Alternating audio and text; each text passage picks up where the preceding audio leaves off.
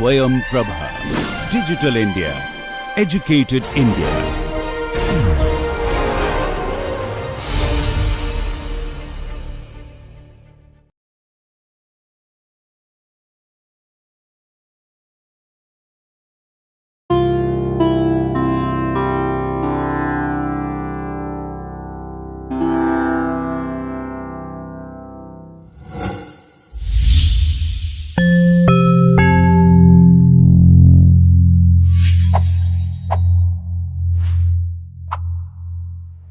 The context in which the content of our learning takes place.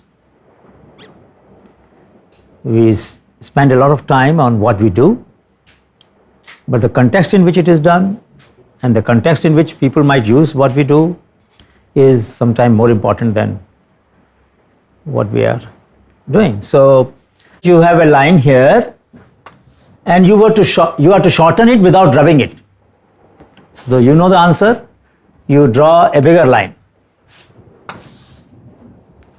Now here begins the context of my story today. So what has got changed here? The context. What did it change?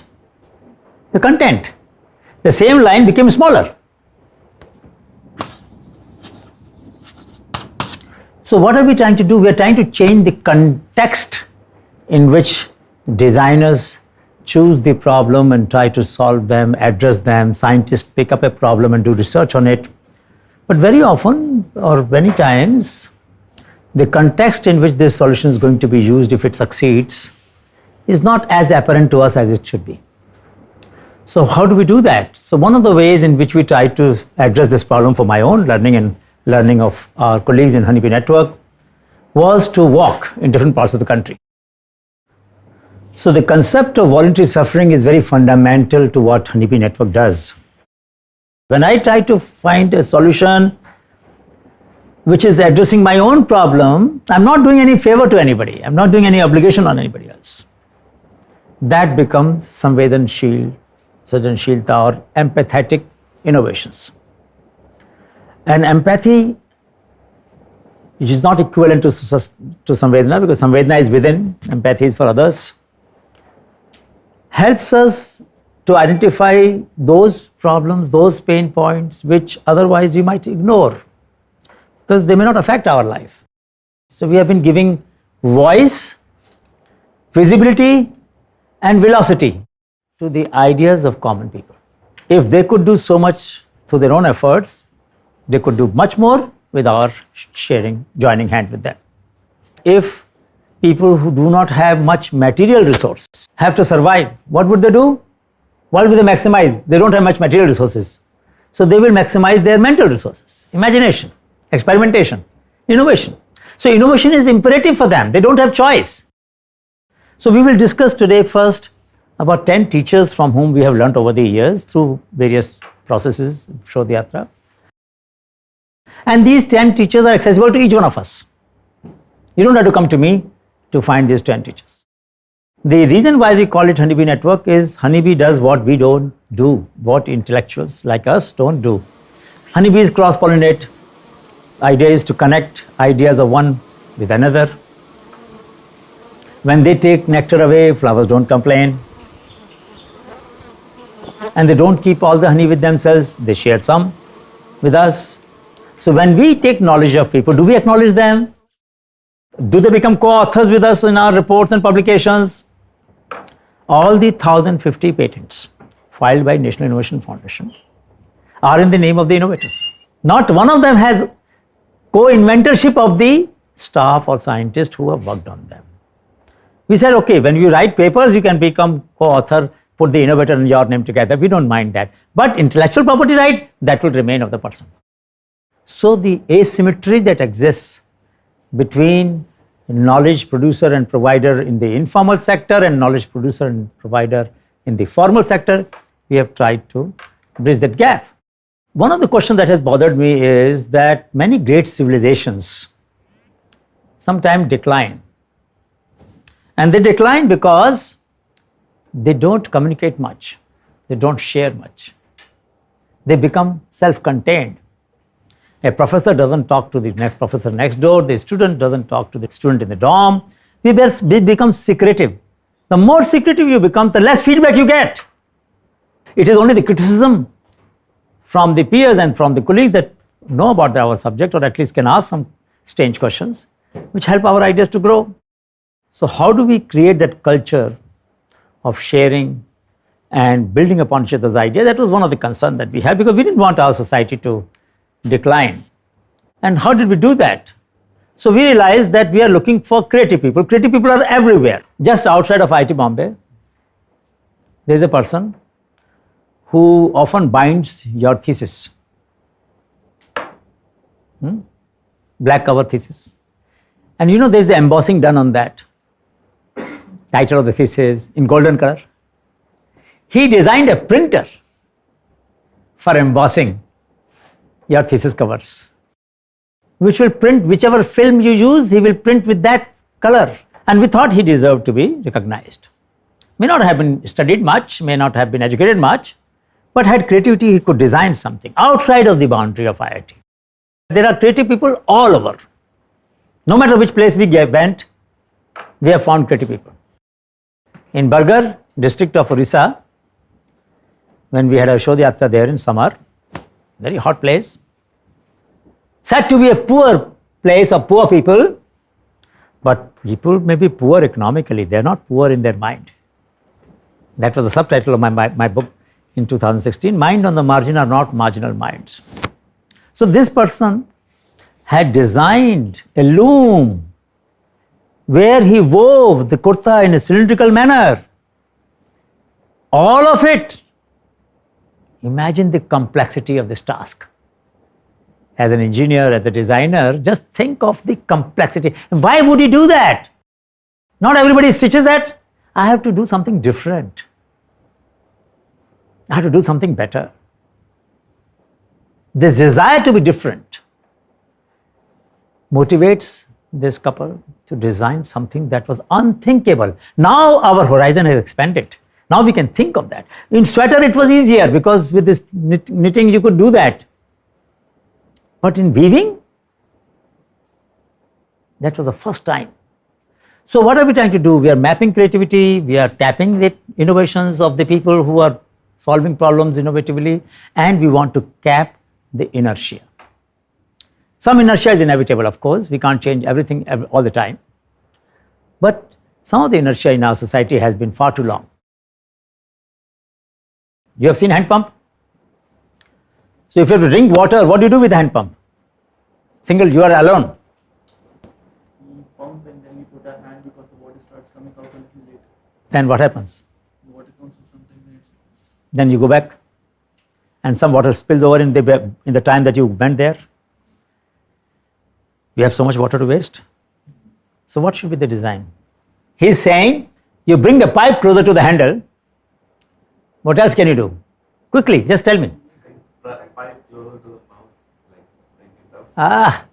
Look at that. First issue that I told you is less material. We want minimum material and maximum efficiency.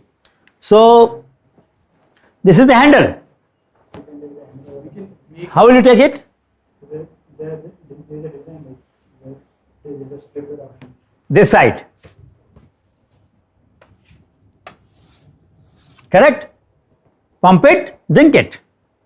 So you can make the pipe the handle. So just pull down the pipe. When you pull the pipe down, if you push it down as a pump, you need much more pressure. The lever, why are we using this long bar? To use as a lever, you know what lever does. Then make the pipe longer. You'll ultimately save material of the handle. Now we have not added any extra material in this design solution. That way you'll be removing material. No, we have just put this handle this side. I said if you make the pipe longer. No, but the question is, if I don't use anything extra, first attempt is minimize use of extra material. If possible, reduce some. Because material creates entropy. Correct? The question is, for such a long time, for millions of hand pump, we continue to bear and live with inefficient design. Why is our society so tolerant of inertia and inefficiency? So what happens then? Somehow we reduce the expectation from ourselves. We think our life is less precious. We think we matter less. We don't deserve an efficient service or design. It's okay if, as an Indian, I can live with inefficiency. Because we have somehow been taught to accept we are conformist society, we are congruent society, we are compliant society. We don't question enough. Every innovation is a response to a question. Now I will show you some teachers from whom I have learned, and I'm sure you can also learn. Teacher of 25,000 years. You know where from this cave painting is? There is a place in central India, Bhimbetka. 25,000 years ago, a design teacher is teaching us, and at that time there was no language, there was no community, there was no civilization. It's all about 10,000-year-old. And teacher is telling us, okay, take two lines, make a cross, one line, make a double cross, a double line, put a head there, circle, two draw lines, and that's how you can make a human figure. Move them in different directions and you can make different actions. So we can see now these human figures on horse, on the simple design at its simplest beauty, isn't it? It is possible to communicate so well that there is no loss of information, even for 25,000 years. Let's go to the next teacher. So 2,000 years ago, a teacher asked a student to bring a glass of water. Student brought the glass of water. Teacher took the water, gave the empty glass to the student. The student went and kept the glass in the kitchen. Teacher called him back. So what did you do? Sir, you asked me for a glass of water. I brought the glass of water. You took the water. I went back and kept the empty glass in the kitchen. No, tell me, what did you do? And he will ask this question and the student will repeat this 5 times, 7 times, 10 times. And obviously teacher was not satisfied. The student said, sir, I know now what I did. Tell me, what did you do? Sir, I went to the kitchen. When you asked me for a glass of water, I brought the glass of water. You took the water. You gave me the empty glass. While going back, I threw just a few drops on the ground. When he said just a few drops, he got his zen. He should have dropped those few drops in a garden, in a drinking water plate for the birds. No, 2,000 years ago, there was no shortage of water. For next 1950 years, there was not going to be any shortage of water. Correct? Population was so little, there were so many lakes, rivers. Why is the teacher building a value of saving a drop of water 2,000 in advance? He anticipated the problem of our society so much early. Are we going to solve problems only of tomorrow, today? Who will solve the problem that will arise after 500 years, 1,000 years, 2,000 years? Who will solve that problem? This teacher is solving that problem, isn't it? He made us conscious. We may not keep that conscious intact, that's a different matter. But there are people who will not keep the tap open when you go in the morning and wash your hands 3 times with the soap. The tap can remain open, or you can close it every time. Put the soap on your hand, then open it again, then wash, then close, then wash, then close. We can do that, isn't it? Some of you might be doing it actually. Those who realize that this water should not go waste. Some of you may not be doing it. But the thought arises in the mind, am I doing right? That thought, the seed of that thought, this teacher has planted. Now let me take you to a teacher I met 20 years ago. We were walking in desert in Kutch. So I saw a shepherd who had about 200 sheep. I asked him, I waved him, भाई रुकना जरा बात करनी है, बहुत गर्मी थी, थक रहे थे, सोचा चलो थोड़ा मस्ती करते हैं. So we waved hand, please stop. He stopped. So I thought I am a management professor, very reputed professor, very wise. So I may be asking a very intelligent question. So I said, if one of your sheep gets mixed with the herd of another, what will you do? I was having a program of the Shodhyatta in my hand. Shepherd heard me. He said, please give me this piece of paper. So I gave him the piece of paper. He put the whole program in front of his. He said, to me, all the letters look alike. You know, it was a slap on my face. To me, all the sheep looked alike. That's why I asked that question. It was one of the most foolish questions I have ever asked in my life. And he gave me a slap almost. Said, look, I am illiterate in your language. You are integrating my language. What's the difference between us? You can't make out difference between two sheep. I can. I know each sheep is unique, which is true. This teacher is accessible to all of us. That's what I'm trying to say. Let me take you another teacher. So there was a film being made by Jayanti Bhai from Indian Space Research Organization. So we went to Karim Bhai, North Gujarat, near a forest, Balaram Jasor Sanctuary.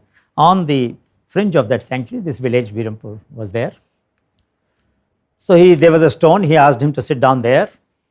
I was sitting on another stone, and he was setting his camera. And then he said, "Sir, it will be nice if he had a twig of a plant or a shrub in his hand. That will look nice. We are going to talk about herbal healing." He was a potter, but he used to heal the people. So I plucked a small twig from the roadside plant, a weed, gave it to Karim Bhai, and Karim Bhai got upset. So I said, "What happened? Why are you upset?" He said, "Did we need this twig?" I said, "It will look nice. That's what photographer thought." "Then you should have told me. I would have gone and sat near the plant." Like a fool, I said, "But there are so many of these. If we took one twig, what great has happened? Why are you so upset?" He said, "What did you say? So many? In nature, there is never too many." Can you imagine? I used to pluck a blade of glass, put it in my mouth. If I was standing near a bush, I will pick up a leaf, crush it. That was my instinctive reaction. Now, if ever I try to pluck anything, immediately Karim Bhai comes in front. "Do you need it?" There is nothing in nature which is written extra. Everything is in its place. So there are teachers of all kinds. This is another teacher I met. In Champaran, we had a Shodh Yatra. Out of 150 kilometers of walk, there was one bin, grain bin, which was so beautiful like this. You can see that. Beautiful. Only one. So we asked the lady of the house, "Why did you make such a beautiful bin?" She said, "But that's the only way I know." Oh my God. Excellence is imperative. You're helpless. You don't know mediocre way of doing things. No, I don't know. But everybody else has made those. Maybe. I know only this. When you're helpless, you can't do a mediocre job because you're helpless. Oh my God, that culture can produce so much inertia. It is strange, isn't it? Same culture which generates context for people like Ramkumari Devi also produces people like us. We become so patient with mediocrity, with something that even we don't approve of. Sometimes you do things which you from your own standard is not so good, correct? But you manage life. Move on. She didn't.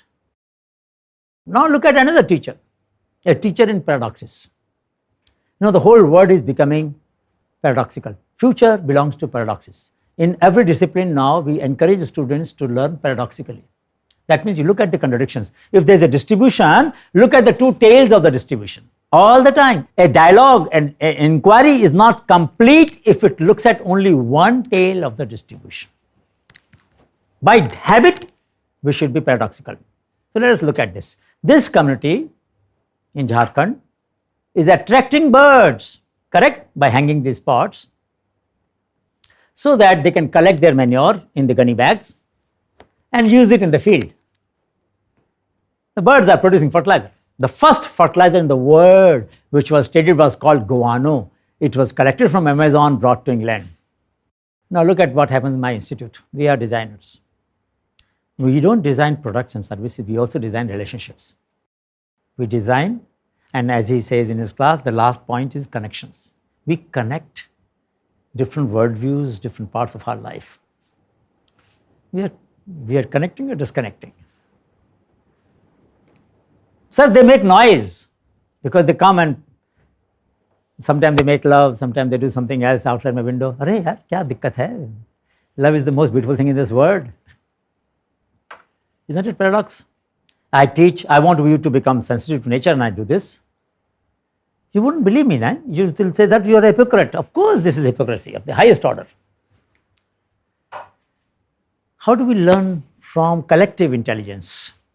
This is one subject becoming extremely topical now, all over the world. Gandhi ji, on 24th July 1929, gave a global call for ideas. The award was 7,700 pound. At that time, 1 lakh rupees. In today's currency, it will be about 10 crore rupees. Award was for redesigning the spinning wheel. And if you look at this announcement that Gandhiji designed, it gives you the boundary conditions of the final solution. He didn't know what will be the final solution. But he said the count of the yarn should be so much. The weight of the machine should not be as much that it becomes difficult to move it. The working of the machine should not make a woman tired in 8 hours of work. The maintenance cost should not be more than 20% of the machine's cost in a year. All this he is specifying in the design. Can you imagine? He has looked at, and then he says, you can have a patent. But if you want the award money, you have to assign the patent to the Charkha committee. First crowdsourcing of the design was done in 1929. You don't think it is a recent phenomena? This is another example of the same process at a community level. Idea is same, that we want to learn from strangers, from people around. So this festival in Sikkim requires you to collect 9 grains on that date around Raksha Bandhan from 9 different grains from 9 neighbors. So let us say the next door neighbor gave you a particular bean, sprouted bean.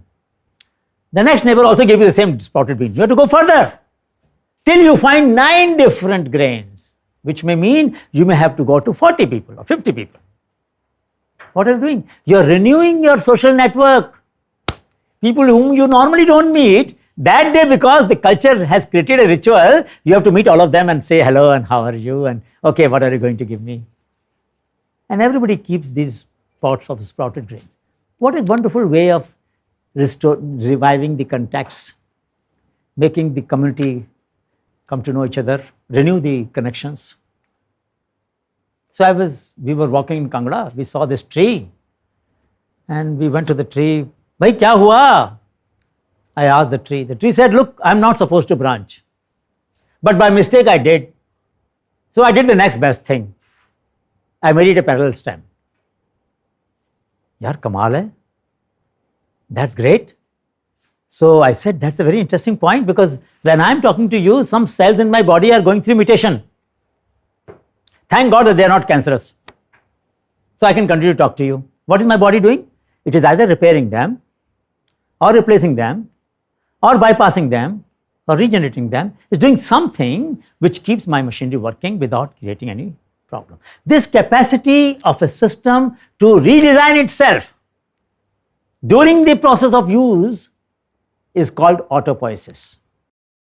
So when we design some product and services, and during the process of its utilization, it can learn and adapt and improve according to the needs and variable needs and changing needs of the users, that will be an autopoiesis design.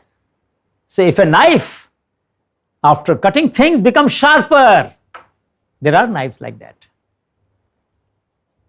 because they are given a lot of temper. That is autopoietic. It is repairing itself, it is healing itself. Challenge, very difficult concept, but nature teaches us this.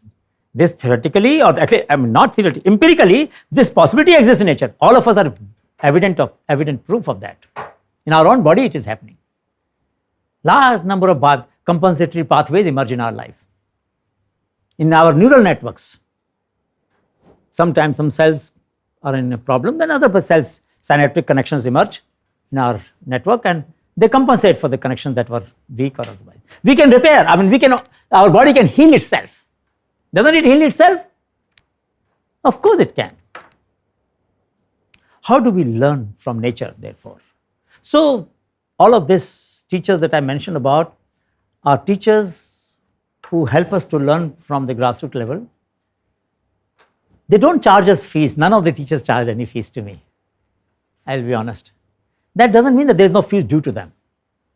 I'm in a debt of them, isn't it? They taught me such useful lessons, which I'm sharing with you. And how do I pay that fees? By being more empathetic in whatever I do, by being more inclusive in whatever I do, and by ensuring that I don't lead to exclusion of the community, of the nature, of the people, of the needy people in my research, in my design, in my activities. So we try to search, spread, celebrate innovations, and sense the unmet need. These are the 4 functions every Shodh Yatra invariably entails. You could have an innovation club, and the club would do the same thing. Search, spread in local language, cross-pollination, in Marathi, in Telugu, in Tamil, in Gujarati, not just in English. Local communities don't understand English, most of them. So that means you are not sharing with them. You may claim that you are sharing with them, but you're not.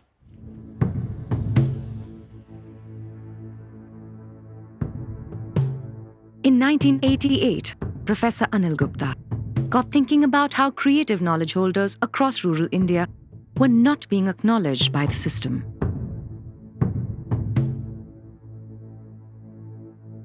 In search of a fair solution, he came upon the metaphor of the honeybee. Honeybee does what intellectuals don't do.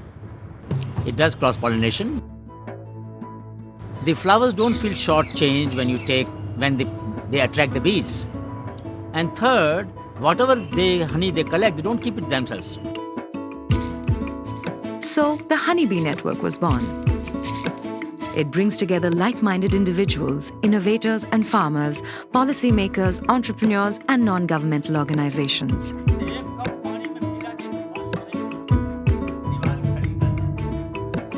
It promotes people-to-people learning, cross-pollination of ideas in local languages, and an acceptance of individual and community creativity. It protects people's knowledge rights and shares the benefits.